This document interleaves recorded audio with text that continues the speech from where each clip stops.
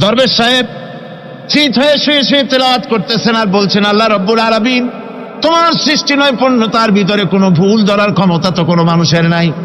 তবে একটা জিনিস আমার নজরে পড়ল, এই যে বিরাট বট গাছটা, পৃথিবীতে যত গাছ আছে যেমন গাছ তেমন ফল, তাল গাছটা যেমন ফলও তেমন, নারকেল গাছটা যেমন ফলটাও তেমন, কিন্তু এত বড় বিশাল বট গাছ ফল হতেছে ছোট্ট ছোট্ট ট্যাবলেটের মতো। গাছটা যেমন ফলটা তেমন হয়নি। আল্লাহ এটা ভুল না, তুমি বলেছো যে দেখো কোনো ভুল টুল আছে নাকি, তো ভুল তো না, আমার চোখে এটা লাগলো, যেমন গাছ তেমন ফল হয়নি। দরবেশ সাহেব চিত হয়ে শুয়ে শুয়ে তেলাওয়াত করছেন, মনের মধ্যে এই চিন্তা আসলো, গাছটা যেমন তেমন ফলটা হলো না। দরবেশ সাহেব বলেন, এই চিন্তা করতেছি, হঠাৎ করে একটা দমকা হাওয়া বয়ে গেল, ডালে ডালে বাড়ি লেগে গেল, একটা আধা পাকা বটের ফল অনেক উপর থেকে বৃন্তচ্যুত হয়ে ছট করে এসে আমার নাকের উপরে ফট করে পড়ল। নাকের উপরে এমন ভাবে পড়ছে, নাকটা জ্বলে উঠছে। আমি সেজদায় পড়ে গেলাম। দরবেশ সাহেব বলেন, আমি সেজদায় পড়ে গেলাম, চোখের পানি ফেলে আল্লাহর দরবারে মাপ চাইলাম, বললাম, রব্বুল আলামিন, তোমার কোন জিনিসের ভিতরে কোনো খুঁত নাই, নিখুঁত জিনিস তুমি বানাইছো, কোনো ভুল নাই।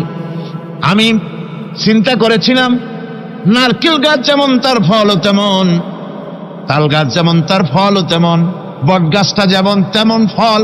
আমার আন্দাজ মতো, আমার চিন্তা মতো, যত বড় বট গাছ অত বড় ফলটা যদি হতো, বটের ফলটা যে পজিশন নিয়ে আমার নাকে পড়েছিল, গাছ যেমন ফল তেমন হলো, নাকও যেত, আমার মাথাও যেত।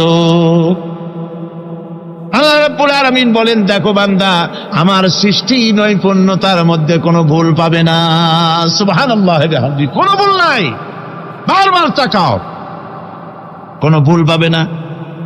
আল্লাহ সুবহানাহু ওয়া তাআলা সুন্দর করে বানিয়েছেন, যা দেখবেন শুধু সুন্দর আর সুন্দর। সুবহানাল্লাহ বলে, শুধুই সুন্দর। ফুলের সৌন্দর্য দেখেন, গাছের সৌন্দর্য দেখেন, জমিনের সৌন্দর্য দেখেন, পাখির সৌন্দর্য দেখেন। আল্লাহ পাক যা বানালেন সবগুলিকে আল্লাহ পাক সুন্দর করে করে সৃষ্টি করেছেন, সব গুছিয়ে গুছিয়ে সুন্দর করে করে বানিয়েছেন, অসুন্দর করে কিছু বানান নাই।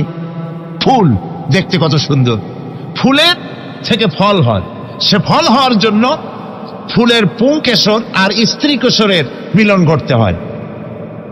তো ফুল তো আর চলতে পারে না, এই মিলনটা কেমনে হবে? এই জন্য আল্লাহ পাকের রুচি দেখেন, আল্লাহ পাকের রহমত দেখেন, আল্লাহর কুদরত চিন্তা করুন। সুবহানাল্লাহি বিহামদিহি। ফুল সুন্দর জিনিস, ফুলের চাইতে আর কিছু সুন্দর আছে নাকি? এত সুন্দর ফুল, এই পুংকেশর এবং স্ত্রী কেশরের বিনিময়টা কে করবে? এইটা করার জন্য আল্লাহ পাক এই দায়িত্ব তেলাপোকাকে দেন নাই, দিছেন নাকি? আরশোলাকে দিছেন, সার পোকাকে দিছেন, উই পোকাকে দিছেন, তাতে ফুলের ইজ্জত নষ্ট হবে।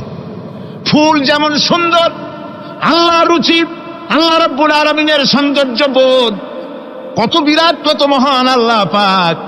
ফুল যেমন সুন্দর, ওই সুন্দর ফুলের উপরে তেলাপোকা পড়লে ফুলের সৌন্দর্য নষ্ট হবে। এই জন্য আল্লাহ পাক ফুল যেমন সুন্দর, ওই পুংকেশর আর স্ত্রী কেশরের মিলন ঘটাবার জন্য রব্বুল আলামিন সুন্দর প্রজাপতির ব্যবস্থা করেছেন। ফুল যেমন সুন্দর, প্রজাপতিও সুন্দর। প্রজাপতির ডানায় কোন শিল্পী কোন তুলি দিয়ে এত রং লাগালো! সুবহানাল্লাহি বিহামদিহি, সুবহানাল্লাহি বিহামদিহি। কি সুন্দর প্রজাপতি আল্লাহ তৈরি করলেন। আল্লাহ পাক বলছেন, এমনি সুন্দর করে বানালাম, মানুষ বানাইছি, সে মানুষের সৌন্দর্য দেখো। দুইটা চোখ দিলাম দেখার জন্য। চোখ কি জন্যে?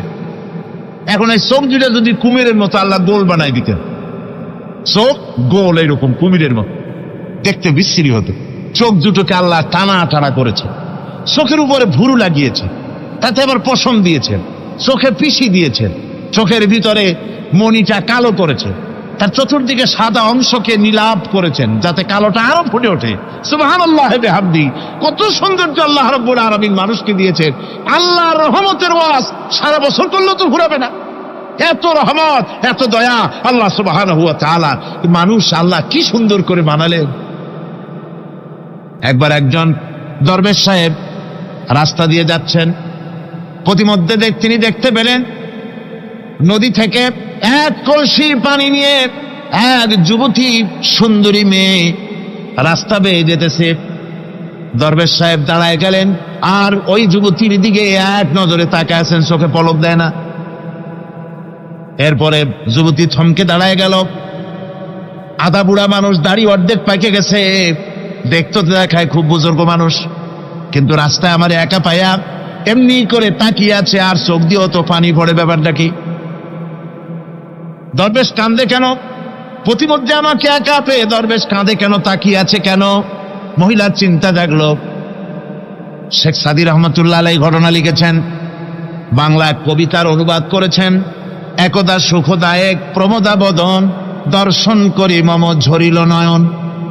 হেসে কহে সে রূপসী সবিস্ময় মন, কহ দেখি মহাশয় কহ কি কারণ। বিষয়ে বিরাগী তুমি ভুবনে প্রচার, কি হেতু জন্মিল তব মানস বিকার। যুবতী মেয়েটি বলছে, ওগো দরবেশ সাহেব, হুজুর সাহেব, আমি একটা যুবতী মেয়ে লোক, রাস্তায় আমাকে একা পেয়ে আপনি আমার দিকে তাকায় আছেন আর কাঁদতেছেন। এই বৃদ্ধ বয়সে ভীমরতি হলে কেন? আমাকে দেখে কাঁদেন কেন আর এক নজরে কেন তাকায়ছেন? কারণটা কি? কি কুমতলব আছে? দরবেশ সাহেব বলছেন, হেসে কহিলাম বালে করহ শ্রবণ, নেত্র ঝরে তবু হেতু ভেব না এমন।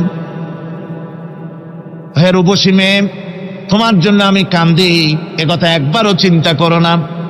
যে শিল্পী রচিল ওই সুধাংশু বদন, তাহার তরে ঝরে নেত্র নয়নে জীবন। তোমার প্রেম পাওয়ার জন্যে তোমাকে দেখে লোবাচুর এবং কামুক হয়ে তোমার দিকে তাকায় কান্দি, একবারও ভেব না। আল্লাহর কসম আমি কাঁদতেছি, তোমার এত সুন্দর স্বাস্থ্য আর চেহারা যে আল্লাহ রাব্বুল আলামিন বানায় দিলেন, না জানি সেই আল্লাহ কত সুন্দর। যার সৃষ্টি এত সুন্দর সে আল্লাহ রাব্বুল আলামিন না জানি কত সুন্দর। আল্লাহ পাক সেই সুন্দর আল্লাহ রাব্বুল আলামিনকে দেখার তৌফিক যেন আমরা পাই। জোরে বলেন আমিন, আরো জোরে বলেন আমিন। আল্লাহ পাক বলছেন, আমি সুন্দর করে সব তৈরি করে দিয়েছি। বুঝবে তারা যারা চিন্তাশীল, যারা গবেষণা করে। ইন্না ফি খালকিস সামাওয়াতি ওয়াল আরদি ওয়া ইখতিলাফিল লাইলি ওয়ান নাহার লাআয়াতিন লিউলিল আলবাব। নিশ্চয়ই যারা নাকি জ্ঞানবান, তারা রাত এবং দিনের পরিবর্তন, আকাশ এবং জমিনের সৃষ্টি ইত্যাদির ব্যাপারে, এই সৃষ্টি নৈপুণ্যতার ব্যাপারে তারা চিন্তা করে, গবেষণা করে। এবং দিনের পার্থক্য, মানুষের জীবনকে জীবন পদ্ধতিকে দুই ভাগে বিভক্ত করেছে, রাত এবং দিন। দেখেন আল্লাহর রহমত এবং কুদরত সব জায়গায়। রাত এবং দিন মানুষের জীবন চলার পথকে, জীবন পদ্ধতিকে কয় ভাগে ভাগ করেছে? দুই ভাগ। আল্লাহ পাক বলেন, ওয়াজআলনাল লাইলা লিবাসান ওয়াজআলনান নাহারা মাআশা। আমি রাতকে করেছি শান্তির বাহন, রাতকে করেছি আচ্ছাদন, শান্তির বাহন, আর দিনকে করেছি রোজগার করার জন্য। দিনের বেলায় রোজগার করবে, কামাই রুজি করবে, কল কারখানায় যাবে, খেতে খামারে যাবে, অফিস আদালতে যাবে, কাজ কাম করবে। এ কাজ করে করে শরীরের ভিতরে ক্লান্তি আসে, অবসাদ এসে যায়। আল্লাহ রাব্বুল আলামিন বলেন, আমি আবার রাত বানালাম। ওই রাতের বেলায় মানুষ যখন ঘুমায় যায়, এই ঘুম তার সমস্ত অবসাদ আর ক্লান্তি দূর করে দিয়ে সকাল বেলায় আবার তাজা মানুষ করে সমস্ত একেবারে পরিপূর্ণ কর্মক্ষম একজন মানুষে তাকে পরিণত করে দেয়।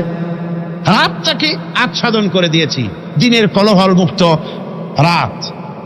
সূর্যের আলোর ঝলকানি, তীব্র আলো নাই, চিৎকার নাই, আওয়াজ নাই। রাতের একটি অন্ধকার চাদর পরিয়ে দিলাম এই পৃথিবীর উপরে। রাতের একটি অন্ধকার চাদর পৃথিবীর উপরে পরিয়ে দিলাম। কোলাহল মুক্ত পৃথিবী এখন, সূর্যের তীব্র আলো আর নাই। এখন আরামে তুমি ঘুমিয়ে যাও, ঘুমাও, আবার সকালবেলা উঠে তুমি কাজ করবে। আল্লাহ পাক বলেন, আমি এভাবে ومن رحمته جعل لكم الليل والنهار لتسكنوا فيه ولتبتغوا من فضله। আল্লাহর রহমতের ভিতরে এটাও রহমত, আল্লাহর করুণা, আল্লাহর দয়া যে তিনি দিনকে করেছেন রুজি কামার জন্য, রাতকে করেছেন তিনি তোমাদের জন্য ঘুমাবার জন্য, বিশ্রামের জন্য এই ব্যবস্থা আল্লাহ রাব্বুল আলামিন করেছেন।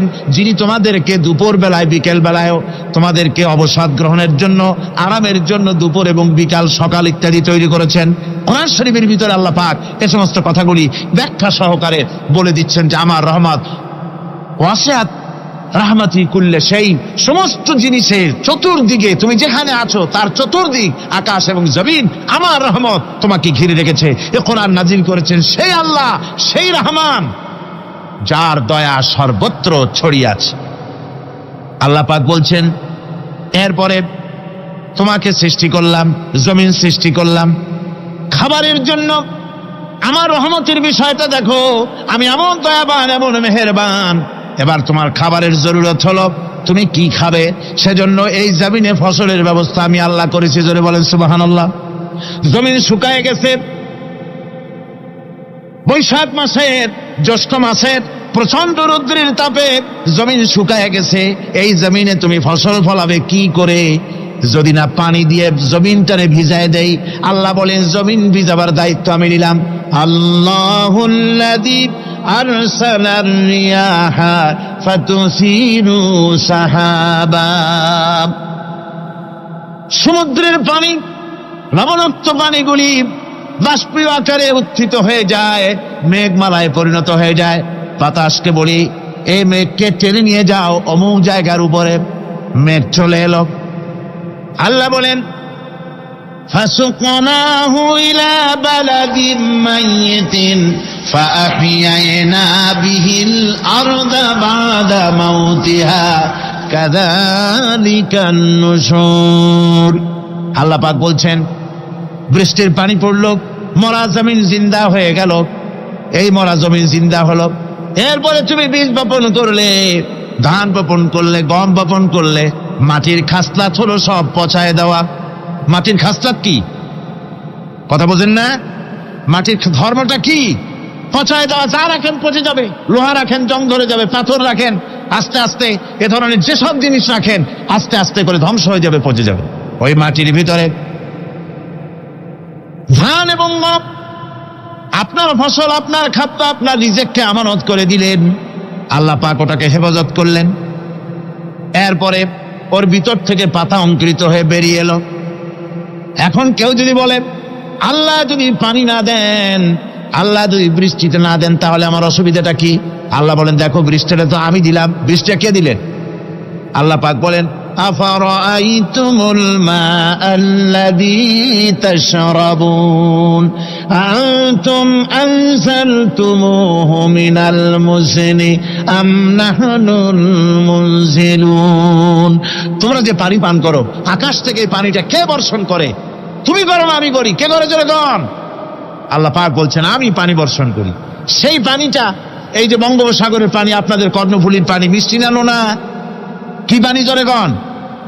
এই নোনা পানি আকাশে উঠলো। আল্লাহ পাক বলেন ইচ্ছে যদি করতাম লাউ নাশাউ জাআলনাহু জাজান ফালাউলা তাশকুরুন। পানি উঠালাম, নোনা পানি, ইচ্ছে করলে লবণাক্ত অবস্থায় অবতীর্ণ করে দিতে পারতাম, জমিনের ফসল সব নষ্ট হয়ে যেত। কিন্তু আমি নোনা পানি উঠায়া ওই পানিগুলিকে মিষ্টি করে আমি নাজিল করে জোরে কান সুবহানাল্লাহ, মিষ্টি পানি অবতীর্ণ করে দিলাম। এখন মানুষ বলে আল্লাহ পানি না দিলে কি হইতো? আমাদের খাল আছে, বিল আছে, সাগর আছে, নদী আছে, পুকুর আছে, হাওড় আছে, টিউবওয়েল আছে, ডিপ টিউবওয়েল আছে। আল্লাহ বৃষ্টি না দিলে তো কি হয়ে গেল আমাদের? আল্লাহ পাক জবাব দিয়েছেন কুল আরাআইতুম ইন আসবাহা মাউকুম গাওরান ফামান ইয়াতিকুম বিমাইন মাইন। বলো দেখি সবে শুকাইয়া যদি যায় এই জমিনের পানি, তাহলে হেথায় তটবীর ধারা কে দিবে সবারে আনি। টিউবওয়েলের পানি, পাতালের পানি, দরিয়ার পানি, সাগরের পানি, হাওড়ের পানি, বিলের পানি সব যদি আমি আল্লাহ শুকায় দেই, আমি আল্লাহ ছাড়া এমন কোন শক্তি আছে যে মরা গাঙ্গে নতুন করে পানির জোয়ার এনে দিতে পারে? আছে কেউ? কেউ নাই। আল্লাহ পাক বলেন দেখো আমার রহমত, এভাবে করে আমি পানি দিলাম, বৃষ্টি দিলাম, এবার গাছ উঠলো, বীজ বপন করছিলাম, গাছ উঠলো। আনতুম আনশাতুম শাজারাতাহা আম নাহনুল মুনশিউন। মাটি থেকে এই গাছকে কে উদ্গত করে দিল? ভাই বেটা, কে দিল? তুমি দিছো না আমি দিয়েছি? কে দিয়েছে? জোরে কন, জোরে চিল্লা এখন, কে দিল? আল্লাহ পাক বলেন গাছ উদ্গত করে দিলাম, গাছ এবার বড় হলো। এই গাছ আল্লাহ রাব্বুল আলামিন এই গাছ তৈরি করলেন। এই গাছ শুধু আপনার জ্বালানি দেয় না, গাছ শুধু ফল দেয় না, এ গাছ মানুষের জন্য, গাছ হচ্ছে বন্ধু। মানুষের জন্য গাছ কি? জোরে কোন কি? বন্ধু। সেই বন্ধুরে জনমের কাটা কাটবেন নাকি? এই গাছ তৈরি হচ্ছে। গাছ বন্ধু কি করে? গাছ বন্ধু হচ্ছে আমরা যে শ্বাস প্রশ্বাস নেই, মুখের থেকে নাকের থেকে যে শ্বাসটা ফেলি, সেটা হচ্ছে আমরা গ্রহণ করি বাতাস থেকে অক্সিজেন, ছেড়ে দেয় কার্বন ডাই অক্সাইড। এটা হচ্ছে বিষ। এটা কি? আমরা নিলাম পরিশুদ্ধ অক্সিজেন, নিলাম, ছেড়ে দিলাম এটাকে বিষ করে, এই বিষটা ছড়িয়ে গেল। এখন এই বিষ যদি আল্লাহ পরিশুদ্ধ করার কোনো ফ্যাক্টরি না বানাতেন, তাহলে পৃথিবীর সমস্ত প্রাণী মরে যেত। সুবহানাল্লাহ কইতে ইচ্ছে করে না? আল্লাহ পাক কি ব্যবস্থাটা করলেন! কোন দুনিয়ার ফ্যাক্টরি নাই মানুষ যে বিষাক্ত করে দেয় আবহাওয়াকে, সেটাকে রিফাইন করার ব্যবস্থা মানুষের কাছে নাই। আল্লাহ ব্যবস্থা করেছেন কি? আল্লাহ পাক গাছ বানায় দিলেন। গাছের সবুজ শ্যামল রং, ঘাসের সবুজ শ্যামল রং, তার খাদ্য হতেছে আপনি যেটা ছেড়ে দেন, আপনার জন্য যেটা বিষ সেটা হচ্ছে তার জন্য খাদ্য। কার্বন ডাই অক্সাইড গাছ টেনে নেয়, সারা রাত টানতে থাকে অক্সিজেন থেকে, বাতাস থেকে সারা রাত টানতে থাকে কার্বন ডাই অক্সাইড, খাবার হিসাবে সে টেনে নেয়। আর দিনের বেলা যখন রোদ ওঠে, সূর্যের উত্তাপ আর গাছের সবুজ রং দুটোতে মিলে এক প্রকারের রন্ধন ক্রিয়া হয়, রাধা হয়। সেই রান্নার মাধ্যমে গাছের ভিতর থেকে গাছ আবার অক্সিজেন মানুষের জন্য, প্রাণীর জন্য ছেড়ে দেয়। সুবহানাল্লাহ। তো গাছ আপনার জন্য বন্ধু। একদিকে গাছ আপনার এই কাজ করলো, ফার্নিচার বানাইলো, ছায়া দিল, ফল দিল। আল্লাহ পাক বলেন এই গাছগুলি কে তৈরি করলো? মিয়া তুমি করছো না আমি করছি? আমি আমার রহমত দিয়ে তোমার গাছ বানাই দিলাম। এরপরে ফসল দিলাম, ফসল হলো, তোমার তরি তরকারি হলো, সবকিছু তোমার হয়ে গেল। এবার ফসল দেখা মানুষে যখন দেখে জমিনে বড় বড় ধানের গোছা হয়েছে, মোটা মোটা ধানের গোছা হয়েছে, মোছে তখন তেল মাখে আর নতুন নতুন গানের আয়োজন করে। এবার ফসল বেশি হয়েছে, গান, থিয়েটার, বাজনা, গুনাগার বিবি, কত রকমের গানের ব্যবস্থা করে ফেলে। জমিনে ফসল আর মোছে তেল মাখে আনন্দে। আল্লাহ রাব্বুল আলামিন বলেন লাউ নাশাউ লাজআলনাহু হুতামান ফাযাল্তুম তাফাক্কাহুন। আমি যদি ইচ্ছে করি তোমার জমিনের সমস্ত ফসলটাকে আমি সম্পূর্ণ কুটায় পরিণত করে দিতে পারি, তুষে পরিণত করে দিতে পারি। পারেন না? ধানের ভিতরে আল্লাহ যদি চাউল না দেন, তাহলে সব তুষ হয়ে যাবে না? তখন কি করবেন আপনারা? কি করবেন কোন? বাংলাদেশ তখন হরতালের দেশ। যখন আপনি দেখলেন যে জমিনে ধানে এবার সব তুষ হয়েছে, তখন আল্লাহর বিরুদ্ধে হরতাল করেন। লাভ হবে কিছু? লাভ হবে? আল্লাহর বিরুদ্ধে আপনারা অনশন ধর্মঘট করেন, লাভ হবে কিছু? কোনো লাভ হবে না। আল্লাহ রাব্বুল আলামিন বলেন কোনো লাভ হবে না, বরং তোমরা তখন বলবে ইন্না লামুগরামুন বাল নাহনু মাহরুমুন। কপালে তখন আঘাত করবে, করাঘাত করতে থাকবে আর বলবে যে আরে কপাল পোড়া হয়ে গেলাম, হতভাগ্য হয়ে গেলাম, বঞ্চিত হয়ে গেলাম, আল্লাহর রহমত থেকে সর্বনাশ হয়ে গেল। তখন কপালে আঘাত করা ছাড়া আর কিছুই করতে পারবে না। আল্লাহর বিরুদ্ধে মিছিল চলে না, সমাবেশ চলে না, বিক্ষোভ চলে না, হরতাল চলে না। মহান আল্লাহ রাব্বুল আলামিন বলছে দেখো এইভাবে করে তোমার ফসলের ব্যবস্থা আমি আল্লাহ করেছি। আমি রহমান, আমি আল্লাহ পাক কি এমন রহমান। আজ জমিনের ফসল বৃদ্ধির জন্য ইউরিয়া, সুপার সালফেট, সালফার সারের ব্যবস্থা হয়েছে, নানান জাতের সারের ব্যবস্থা হয়েছে। যখন এই সার মানুষ তৈরি করতে শেখে নাই, আবহমান কাল থেকে জমিনের জন্য সারের ব্যবস্থা কে করেছেন জোরে কন? আল্লাহ পাক বলেন আমিন আয়াতিহি আইয়ুরিকুমুল বারকা খাওফান ওয়া তামাম। আমার অসংখ্য নিদর্শনাবলীর মধ্যে এটাও একটি নিদর্শন যে আকাশে বিদ্যুৎ চমকে মেঘের গর্জন হয়। এই যে বিদ্যুৎ চমকে গর্জন হয়, এর মধ্যে রয়েছে মানুষের জন্য ভীতি এবং আশা। তারা ভয় পায় আর এর মধ্যে আশাও রয়েছে। আশাটা কি? আশা হচ্ছে এই যে বিদ্যুৎ যে বছর যত বেশি চমকায় মেঘে, সে বছর জমিনে ফসল তত বেশি বাড়ে। কৃষিবিদরা বলেছেন বিদ্যুৎ যত বেশি চমকায় জমিনের ফসল তত বেশি বাড়ে। সুবহানাল্লাহি বিহামদিহি। এর একটা সিস্টেম আছে, সেই সিস্টেম অনুযায়ী আল্লাহ জমিনে ফসল বাড়ায় দিলেন। আল্লাহ ফসল দিলেন, এবার আপনার আল্লাহ পাক বলছেন দেখো ফসল দিলাম, ধান হলো, চাউল হলো, মাছ হলো, গোশ হলো, সব হয়ে গেছে, এখন তুমি খাবে। রান্না বান্না হয়ে গেল, রহমত আমার দেখো, আমার রহমতটা দেখো। এ কোরআন শিখাইছে সেই আল্লাহ রাব্বুল আলামিন, যার নাম রহমান। জোরে বলেন তার নাম কি? রহমান। চাউল হয়ে গেছে, চাউল তো শুধু ভর্তা বানায় খাওয়া যাবে না, ভাত হয়েছে, আটা দিয়া রুটি তৈরি হয়েছে, কি দিয়া খাবেন? আল্লাহ রাব্বুল আলামিন আপনার পুকুরের ভিতরে মাছ দিয়া দিলেন, জন্তু জানোয়ার দিলেন, চার পায়া জানোয়ারের গোশত হালাল করে দিলেন, পাখির মাংস আল্লাহ রাব্বুল আলামিন হালাল করে দিলেন। এখন মাছ হলো, গোশ হলো, মাছ আর গোশ সিদ্ধ করে খাওয়া যাবে? জোরে বলেন যাবে? যাবে না। তার গন্ধ নষ্ট করতে হবে আর সুঘ্রাণ সৃষ্টি করতে হবে। এই গন্ধ নষ্ট করে সুঘ্রাণ সৃষ্টি করার জন্য লবঙ্গ তৈরি করলেন কে? কথা কন না কেন? এলাচি কার? দারচিনি কার? লবণ কার? মরিচ কার? হলুদ কার? পেঁয়াজ কার?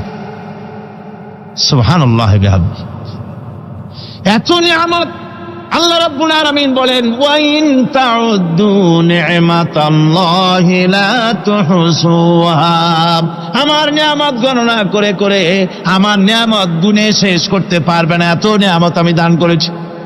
এরপরে তরি তরকারি হলো, মাছ গোশ খেতে খেতে অস্থির হয়ে যাবে, তারপরে তরি তরকারি দিলাম, শাক সবজি দিলাম, সবকিছু আমি আল্লাহ রাব্বুল আলামিন দিয়েছি। আমার নাম রহমান, তোমার সমস্ত প্রয়োজন আমি দিয়েছি, মিটাই দিয়েছি। এবার তরি তরকারি হলো আর মানুষ তরি তরকারি খাইলো, আল্লাহ শুকর আদায় করলো না। শুকর আদায় করে? করে না। এত সুন্দর মজার কদু, সেই কদু খায়, আর কদু খাইয়া মোসে তাও মারে আর বলে স্বাদের লাউ বানাইলু বৈরাগী। আল্লাহ শুকর আদায় করে, আল্লাহর নিয়ামতের শুকরিয়া আদায় করে না। আমার ভাইয়েরা, আল্লাহ রাব্বুল আলামিন বলেন এই পৃথিবীর আমি রহমান, কোরআন আমি শিখাইছি আমি রহমান। এমন রহমান শুধু মানুষকে খাবার দেই না, এই পৃথিবীর সকল প্রাণীকে আমি খাবার দেই। জোরে কান সুবহানাল্লাহ। সকল প্রাণীর খাবার কে দেন? ওয়ামা মিন দাব্বাতিন ফিল আরদি ইল্লা আলাল্লাহি রিজকুহা।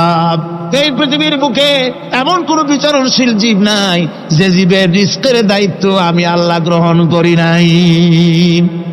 সমস্ত রিজকের দায়িত্ব কে নিয়েছেন? চিল্লা এখন আল্লাহ সুবহানাহু ওয়া তাআলা।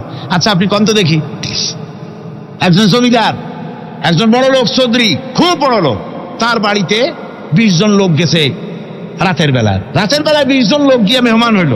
মেহমান হইয়া তারা বলতেছে সাহেব আমরা তো মেহমান, আমি এক একজন এক এক রকমের খাবার চাইলো।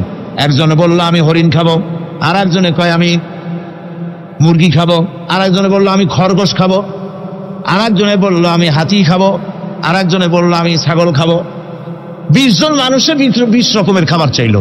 একজনে কয় বোয়াল মাছ খাবো, আর একজনে কয় রুই মাছ খাবো। 20 জনে 20 রকমের খাবার দাবি করলো। বলেন জমিদার তো বাড়ির দ্বারে, জমিদারের বাপ, সেও কি পারবে 20 জনকে 20 রকমের খাবার পরিবেশন করতে? কোন প্রস্তুতি ছাড়া পারবে? পারবে। কোন প্রস্তুতি ছাড়া, কোন প্রস্তুতি ছাড়া জমিদার হোক রাজা বাদশাহ হোক 20 জন মানুষের খাবার 20 রকমের দিতে পারে না। আর আল্লাহ এমন রহমান, এই পৃথিবীর লক্ষ কোটি কোটি জাতির প্রাণীকে কোটি কোটি রকমের খাবার আল্লাহ রাব্বুল আলামিন পরিবেশন করতেছেন। সাপের খাবার একরকম, ব্যাঙের খাবার আর এক রকম। ব্যাঙে যা খায় সাপে তা খায় না, সাপে যা খায় ব্যাঙে তা খায় না। হাতির খাবার, গন্ডারের খাবার, ভল্লুকের খাবার, বাঘের খাবার, সিংহের খাবার, মানুষের খাবার, ছাগলের খাবার, মুরগির খাবার, মশার খাবার, সাপোকার খাবার, সমস্ত খাবার ভিন্ন ভিন্ন। আমার সমস্ত খাবারের মজা আল্লাহ রাব্বুল আলামিন আলাদা আলাদা করে দিয়েছেন। এমন রহমান, আপনার পেট ভরবেন শুধু স্বাস্থ্য বাড়াবার জন্য, পেট ভরে খাওয়া দরকারটা ছিল। আল্লাহ পাক দেখলেন যে না, শুধু পেট ভরলে তো এরকম খাইতে চাইবে না, তাই আল্লাহ রাব্বুল আলামিন জিহ্বা দিয়ে দিলেন যাতে করে মজা লাগে আর খায়। সব রকমের মজা, এক এক গোশতে, এক এক মাছে, এক এক তরকারিতে এক এক রকম মজা না, সব রকম মজা, সব এক রকম মজা, ভিন্ন ভিন্ন রকমের মজা। আল্লাহ পাক বলেন আমি রহমান, দেখো আমি কিভাবে খাওয়াই। ওয়া কাইয়্যিম মিন দাব্বাতিন লা তাহমিলু রিজকুহা আল্লাহু ইয়ারযুকুহা ওয়া ইয়্যাকুম। এই পৃথিবীতে এমন অনেক বিচরণশীল জীব আছে যে প্রাণীরা নিজের জন্য কোনো সঞ্চয় করে না, সঞ্চয় করে শুধুমাত্র পৃথিবীর মানুষ। আর পিঁপড়ায় কিছু সঞ্চয় করে। অন্যান্য বহু প্রাণী আছে যাদের কোনো সঞ্চয় নাই। কি বলেন, পাতিশিয়ালের কোনো ব্যাংকে অ্যাকাউন্ট আছে নাকি? না। শীতের মৌসুমে পাতিশিয়াল আইসা ব্যাংকের ম্যানেজারকে বলে না যে কয়েকটা মুরগি আনছি, আমার নামে একটা অ্যাকাউন্ট ওপেন করেন, বৃষ্টির সময় আমি যেন ওগুলো উঠাইয়া পাইকারি দরে খাইতে পারি। ওর কোনো খাবার নাই, সঞ্চয় নাই। এ ধরনের পাখির সঞ্চয় নাই, পশুর সঞ্চয় নাই। মহান আল্লাহ রাব্বুল আলামিন তিনি বলছেন, সকালবেলায় পাখি তার বাসা দিয়া ক্ষুধার্ত পেট নিয়ে পাখিগুলি উড়ে চলে যায়। সাপ তার গর্ত থেকে বের হয় খালি পেটে, পাতি শৃগল খাদি পেট নিয়ে গর্ত থেকে বেরিয়ে যায়। তিমির মতো অত বড় প্রকাণ্ড প্রাণী, হাতির মতো প্রকাণ্ড প্রাণী, গরিলা, শিম্পাঞ্জি, ওরাংওটাং, পিঁপড়া থেকে শুরু করে নিয়ে প্রকাণ্ড তিমি পর্যন্ত সমস্ত প্রাণীগুলি সকালবেলায় খালি পেটে বেরিয়ে যায়। সারাদিন ঘোরাঘুরির পর আল্লাহ সুবহানাহু ওয়া তাআলা বলেন, সন্ধ্যাবেলায় সমস্ত প্রাণীর পেটগুলি ভরে আমি আল্লাহ তাদের বাসায় ফিরাইয়া দেই। আমি রহমান। এভাবে করে আমি আল্লাহ রাব্বুল আলামিন খাবারের বন্দোবস্ত করি, পড়ার বন্দোবস্ত করি, থাকার ব্যবস্থা করি। ইয়া আইয়ুহান নাসু যকুরু নি'মাতাল্লাহি আলাইকুম হাল মিন খালিকিন গায়রুল্লাহ ইয়ারযুকুকুম মিনাস সামাই ওয়াল আরদ। ও পৃথিবীর মানুষেরা, ওই আল্লাহর স্মরণ করো, আল্লাহর নিয়ামতের শুকরিয়া আদায় করো যে আল্লাহ তোমাকে আকাশ থেকে, জমিন থেকে রিজিক দেন। ওই আল্লাহ ছাড়া আছে কি কেউ যে তোমাকে আকাশ থেকে রিজিক দেয়, জমিন থেকে রিজিক দেয়? লা ইলাহা ইল্লা হুয়া ফাআন্না তুফাকুন। ওই আল্লাহ ছাড়া কোনো ইলাহা নাই, কেন তোমরা বিভ্রান্ত হও? সে আল্লাহর দিকে ফিরে আসো। আল্লাহ বলছেন, এভাবে আমি সমস্ত পৃথিবীর মানুষের রুজি রুটির বন্দোবস্ত করি, সমস্ত প্রাণীর রুজি রুটির ব্যবস্থা করি। আমি সেই রহমান। সুবহানাল্লাহি ওয়া বিহামদিহি। ওয়া ইলাহুকুম ইলাহু ওয়াহিদ লা ইলাহা ইল্লা হুয়ার রাহমানুর রহিম। এই হচ্ছেন তোমাদের আল্লাহ। সুবহানাল্লাহ। আল্লাহ বলছেন, ওয়া ইলাহুকুম ইলাহু ওয়াহিদ, তিনি হচ্ছেন এক আল্লাহ, এক ইলাহ, যিনি ছাড়া কোনো ইলাহা নাই। তিনি হচ্ছেন রহমান। তিনি কি? রহমান। তিনি হচ্ছেন রহিম। তিনি তোমাদের সব কিছুর ব্যবস্থা করে দিয়ে থাকেন, কোনো জিনিস তোমাদেরকে বঞ্চিত করেন না। এই রহমান এমন রহমান যিনি তোমাদের সমস্ত নিয়ামত পূর্ণ করেন। আর রহমান এমন রহমান যে শুধু আপন আপন লোক দেখে তালাশ করে করে দেয় না, সকলকে দেয়।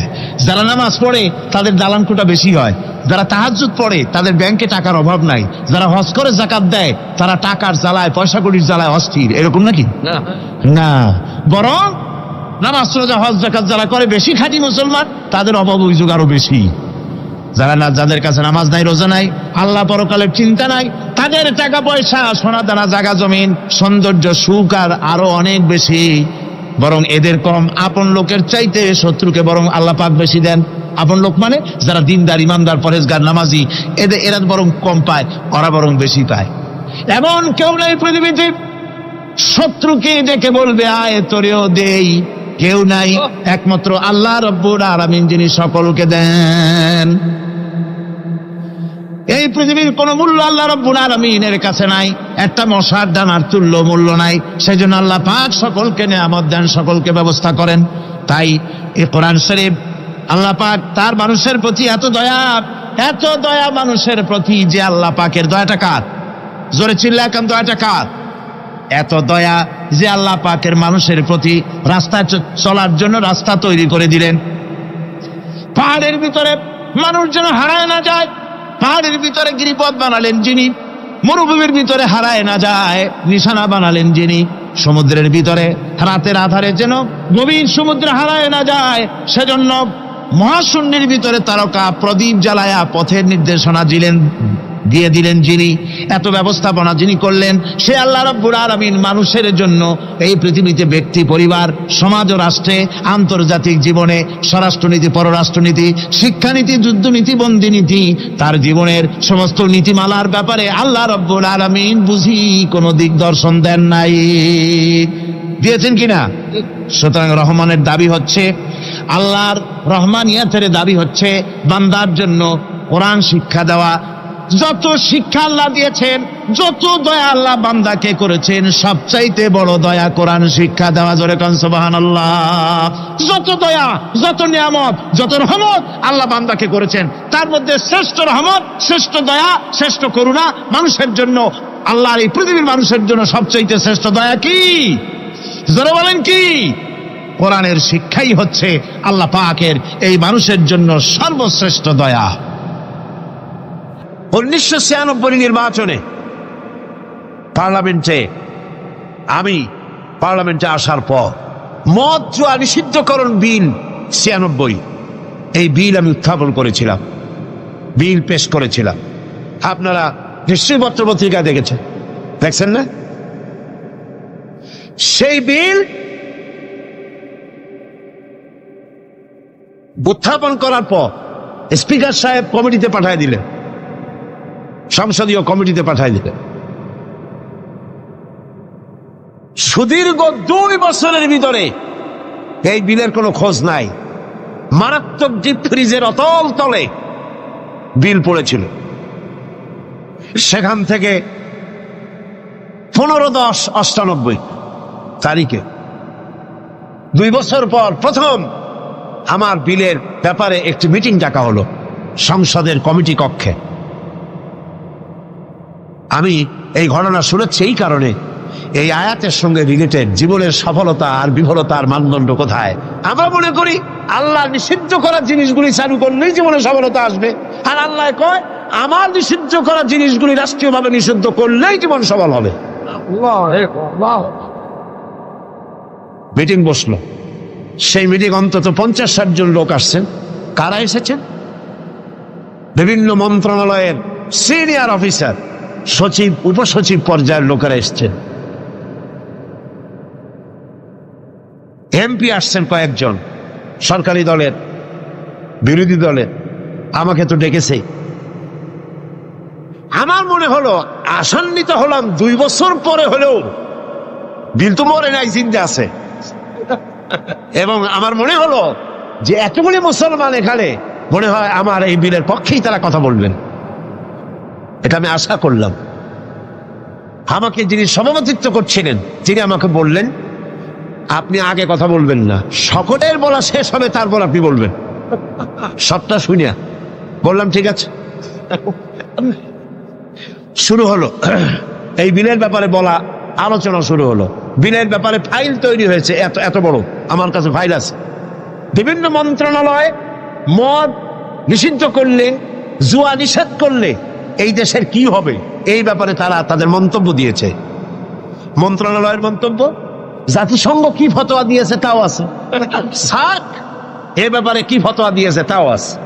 এত বড় ফাইল শুরু হলো। প্রথমেই অর্থ মন্ত্রণালয়, সভাপতি সাহেব বললেন আপনি বলেন এই বিলের ব্যাপারে। অর্থ মন্ত্রণালয় বলল, মাননীয় সভাপতি, যদি এই বিল কার্যকরী হয়, মদ যদি বন্ধ করে দেওয়া হয়, তাহলে আমার দেশ প্রতি বছর 28 কোটি টাকার রাজস্ব ইনকাম থেকে মাহরুম হয়ে যাবে। স্বাস্থ্য মন্ত্রণালয় বলল, মদ যদি না থাকে জনগণের স্বাস্থ্য শেষ।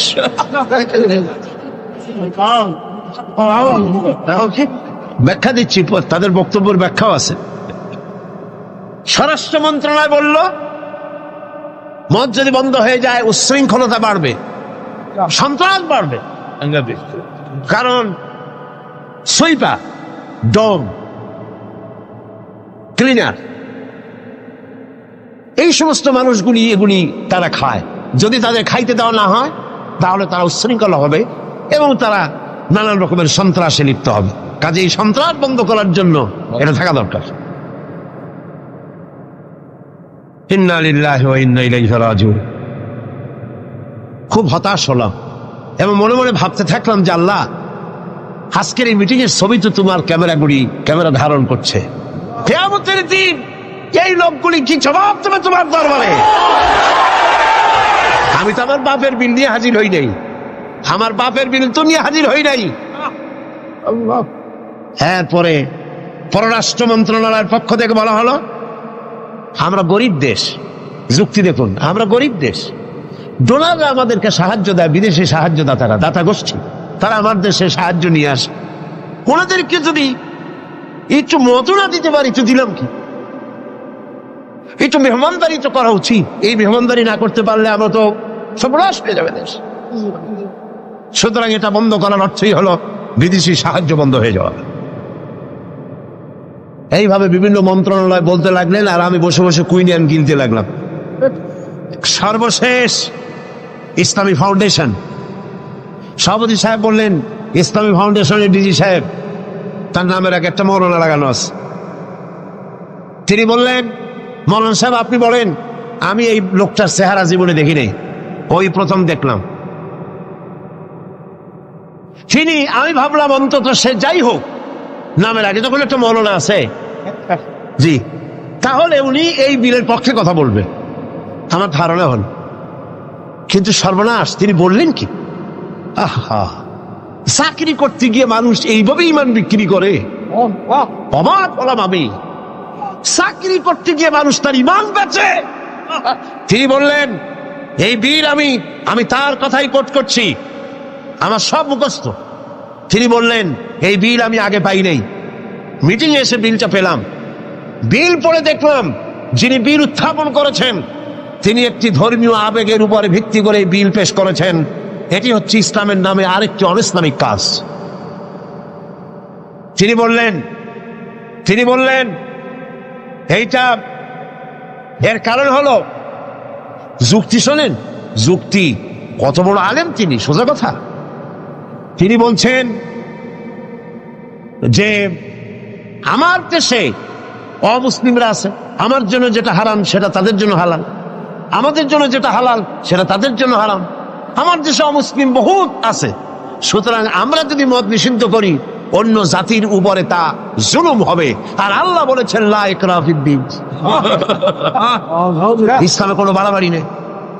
তিনি আরো এক ধাপ আগিয়ে গেলেন। তিনি বললেন, শুধু এই বিলের ব্যাপারই নয়, বাংলাদেশের সংবিধানের মধ্যে আল্লাহর উপর ঈমান এবং অবিচল আস্থার কথা বলেও অমুসলিমদের উপরে, সংখ্যালঘুদের উপরে প্রেসার ক্রিয়েট করা হয়েছে, জুলুম করা হয়েছে। এই বক্তব্য শেষ হওয়ার পর আমাকে সময় দিল, কপাল খারাপ, মাগরিবের বাকি তখন 10 মিনিট, সামান্য সময় পেলাম।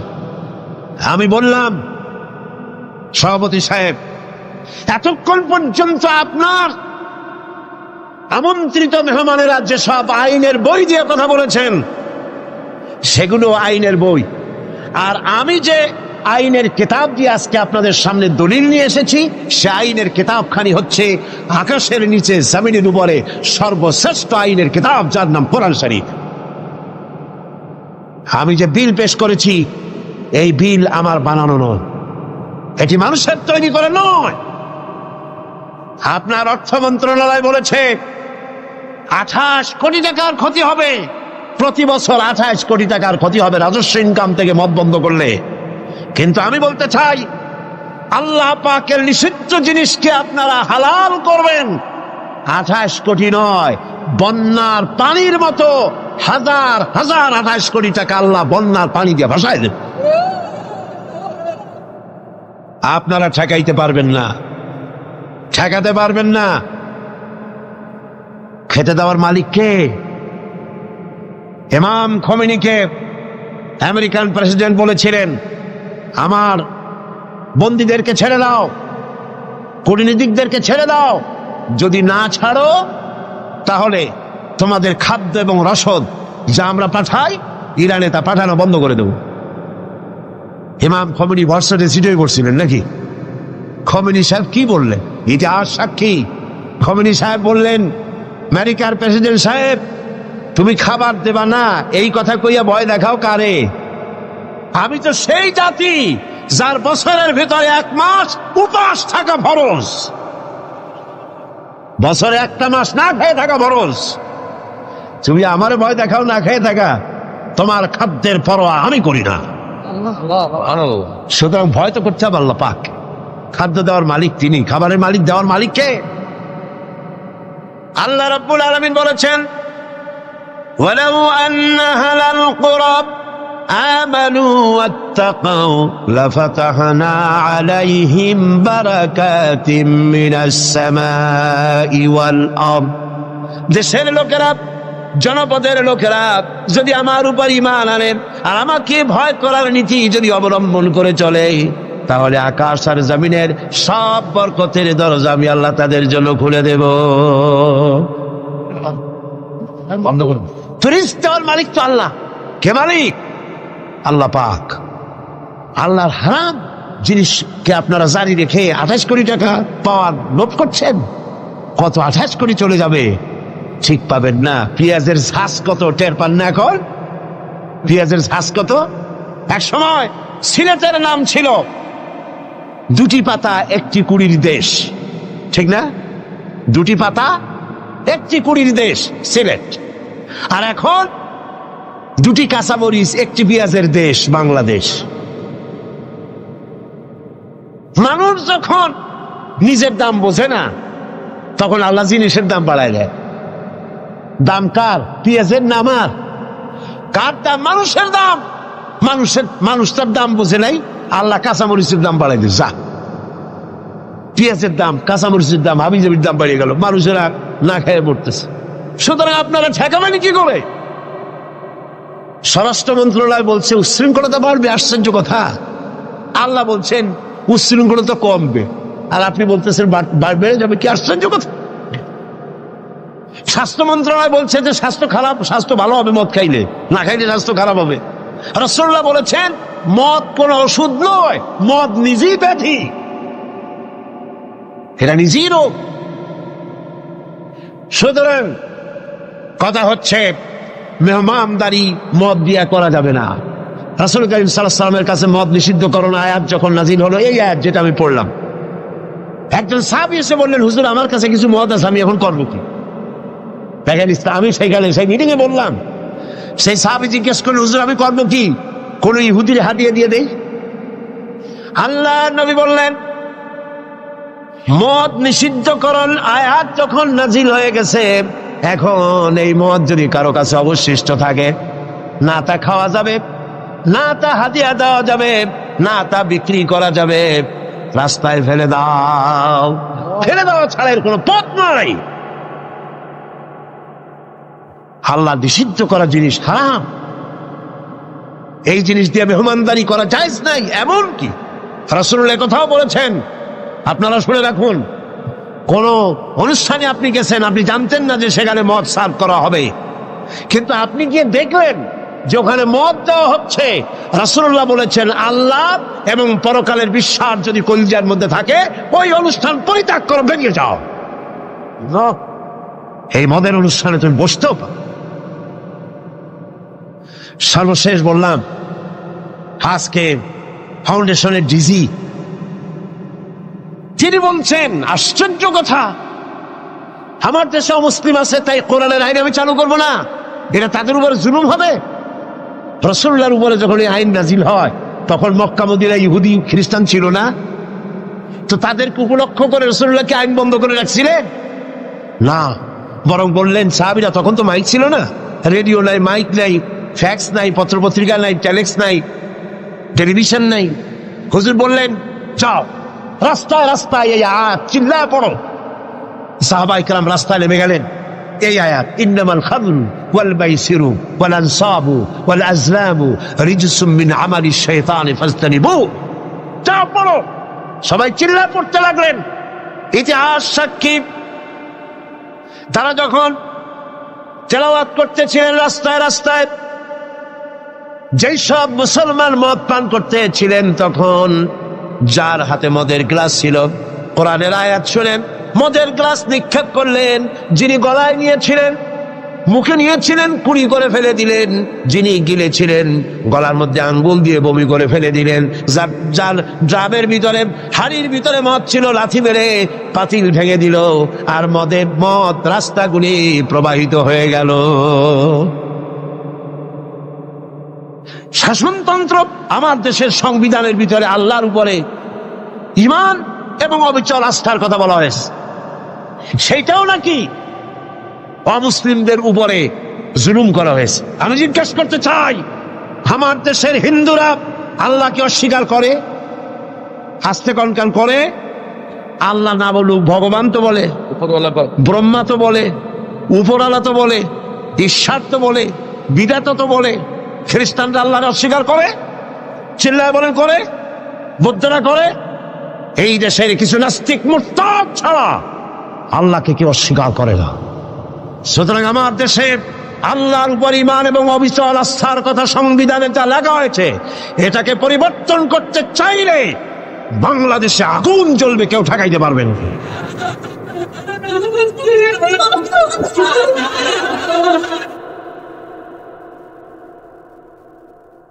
2 বছর পর একবারের জন্য এটা উঠলো, আমি সব কথা বলতে পারলাম না, মাগরিবের আজান হয়ে গেল। আমাকে বলা হলো এই বিল আবার আরেকদিন আমরা মিটিং করব। সেদিন পার্লামেন্ট চলাকালীন সময় এই বিলের উপর রিপোর্ট দেওয়া হলো। আমি দাঁড়ায়া বিধি অনুযায়ী কথা বলতে চাইলাম, কথা বলতে পারলাম না, কথা বলতে দেওয়া হলো না। যাই হোক, সেটা ভিন্ন কথা। আল্লাহ পাকের কাছে ছেড়ে দিয়েছি। আমরা চাই পৃথিবীর দ্বিতীয় বৃহত্তম মুসলিম দেশ বাংলাদেশ, এখানে মদ এবং জুয়া নিষিদ্ধ ঘোষণা করা হোক। আপনারা চান কিনা? চান কিনা? চান কিনা?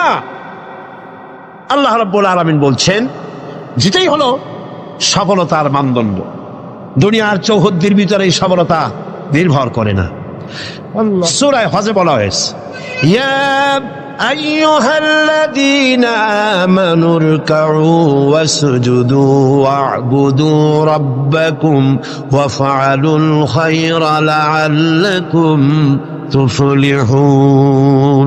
হে বিশ্বাসীরা, রুকু করো, তোমরা রুকু এবং সিজদা করো, আর নিজের রবের বন্দেগী করো, নেক কাজ করো।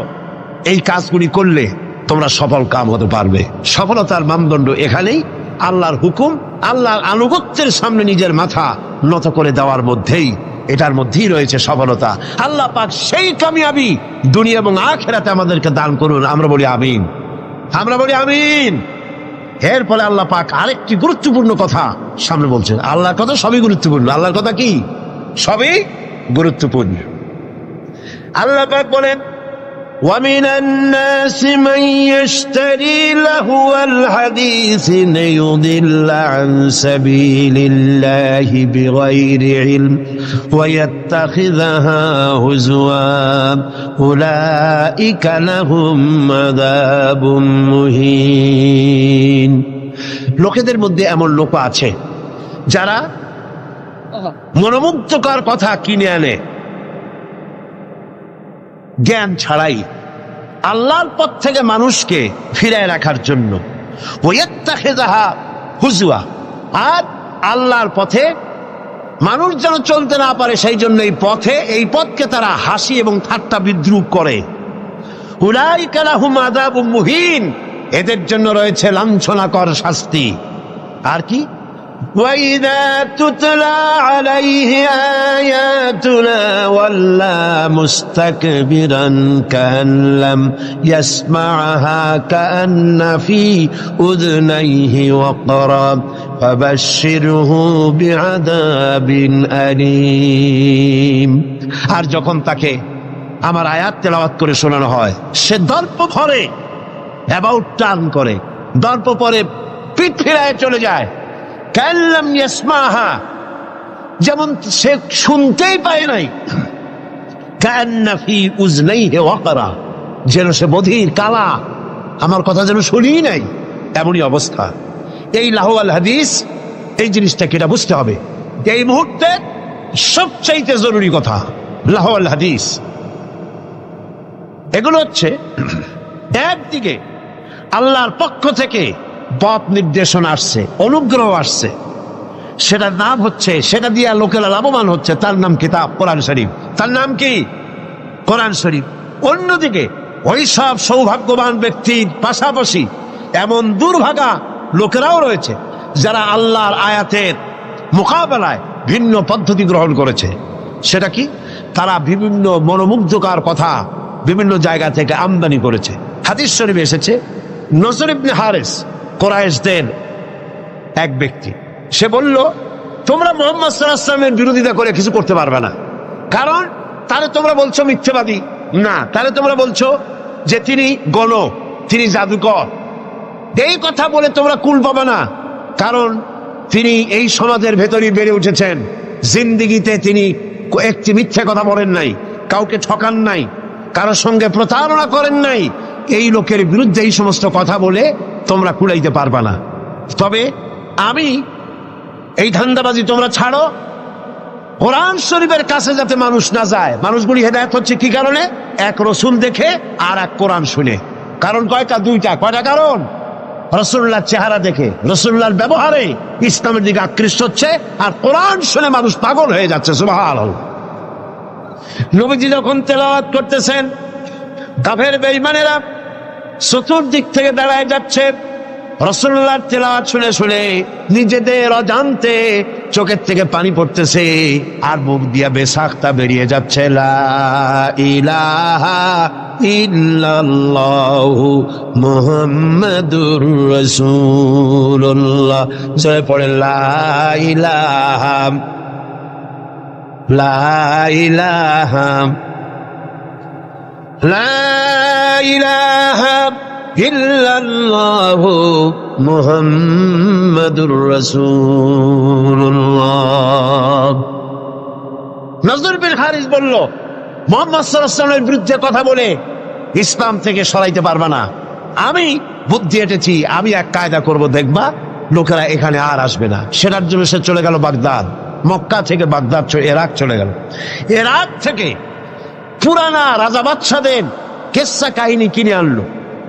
সেই কিসসা কাহিনী কিনে এনে সেইগুলি কিসসার এক বিরাট আসর বসাইলো, আর সেই আসরকে আরো আকর্ষণীয় করার জন্যে নর্তকী, সুন্দরী, গায়িকা, নায়িকা এদেরকে আনা হলো। এই দিয়ে মানুষকে কোরআন থেকে ফিরায় রাখার জন্য চেষ্টা করলো, আর ইসলামের রাস্তাকে, কোরআনকে ঠাট্টা বিদ্রুপ তারা করতে লাগলো। বন্ধুগণ, আল্লাহ রসুল আখিরাত এবং নৈতিক চরিত্রে শোনার ইচ্ছাই যেন লোকেরা হারিয়ে ফেলে, সেই জন্য এই চেষ্টা তারা করলো। যেমন আজকাল ইসলাম থেকে দূরে সরাবার জন্য চেষ্টাটা চলছে। এই চেষ্টা চলতেছিল রাসূল করিম সাল্লাল্লাহু আলাইহি ওয়াসাল্লামের সময়। কোরআন যাতে শুনতে না পারে সেজন্য নায়িকা এনেছে, গায়িকা এনেছে, সেজন্য তারা গল্পের আসর বসিয়েছে, সাংস্কৃতিক আন্দোলন করেছে। এগুলি করে কোরআন থেকে ফিরাবার হাজারো প্রচেষ্টা করেছে। আর আজও একই পদ্ধতিতে গোটা জাতিকে চরিত্রহীন বানাবার লাহওয়াল হাদিস দিয়ে প্রচেষ্টা চলছে। ঠিক কিনা? ঠিক কিনা? আজ দেখেন দেশের সরকারের পৃষ্ঠপোষকতায় নর্তকী, গায়িকা, নায়িকা বন্যার পানির মতো ভারত থেকে আসতেছে। ঠিক কিনা? এরপরে আল্লাহর কোরআনের পথে বাধা দেওয়ার জন্য নাচ, গান, নাটক, সিনেমা ইত্যাদির আমদানি করা হচ্ছে। এগুলি করে ইসলামের পথে বাধার সৃষ্টি করা হচ্ছে। দর্শন বাড়তেছে, চরিত্রহীনতা ক্রমান্বয়ে বাড়তেছে। এগুলি সব হচ্ছে লাহওয়াল হাদিস। এগুলি কি বলুন? লাহওয়াল হাদিস। এই লাহওয়াল হাদিস থেকে আল্লাহ পাক বাঁচার জন্য বলেছেন, যারা কেনে এই লাহওয়াল হাদিস, যারা কেনে অর্থাৎ নিরর্থক, মনোমুগ্ধকর, আকর্ষণীয়, আল্লাহর পথ থেকে ফিরাবার যত ব্যবস্থা আছে সবগুলি হচ্ছে লাহওয়াল হাদিস। এগুলি তারা কেন করে? এগুলি করে লিয়ুদিল্লা আন সাবিলিল্লাহ, আল্লাহর রাস্তা থেকে মানুষগুলোকে ফিরাবার জন্য, আর কোনো কারণ নেই।